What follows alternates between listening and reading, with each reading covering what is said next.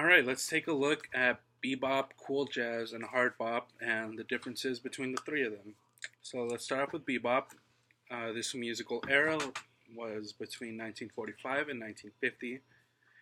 Usually the bands in this era shrunk down from the big bands and they toned down to about 3 to 5 musicians. Trios and quartets were the majority of the bands featured in bebop. These musicians focused on improvisation and fast tempos. Uh, the music was not intended for dancing, it was more listening because of the lack of rhythm. Or the rhythm was very unpredictable compared to the previous types of music. The way it was originated was in jam sessions where musicians were just tired of the same commercial dance music. They just started jamming out, doing their own thing, and bebop was born from it.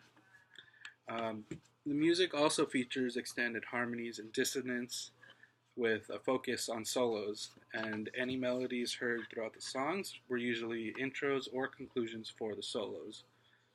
Three of the musicians mostly featured through the bebop era included Charlie Bird Parker, Dizzy Gillespie, and Thelonious Monk. Charlie Bird Parker and Dizzy Gillespie are known as the two founders of the bebop movement. In addition, drummers kept time on cymbals instead of bass drums. The norm was to do 4 counts on the bass drum, and the bass drum would keep time. But instead, drummers would use the snare and bass drum to accent parts of the solos and use the cymbals to keep time. So we move on to cool jazz, which was between 1950 and 1955. This era of music was developed directly as a counter to bebop. So you see a very a large juxtaposition between the tempos from bebop to cool jazz. The cool jazz focused on slower tempos and smoother melodies. The emphasis on rhythm wasn't as heavy as it was in bebop either. It was very mellow and relaxed, and it kept the rhythms very simple. As for the drums, there was less bass kicks as there used to be in bebop. Additionally, drummers would use brushes instead of drumsticks on the snares for a gentler feel, and horn players also used a lighter tone quality, and very little bravado, which was influenced by Miles Davis. Miles Davis, as well as Lenny Tristano and Gil Evans, were three of the main musicians featured in this cool jazz era.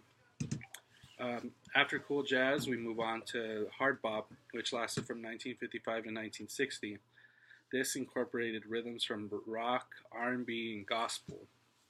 It was made as a counter to cool jazz, which is kind of ironic since cool jazz was a counter to bebop. Well, hard bop emphasized a strong groove, and you could always hear the rhythm going on in the back.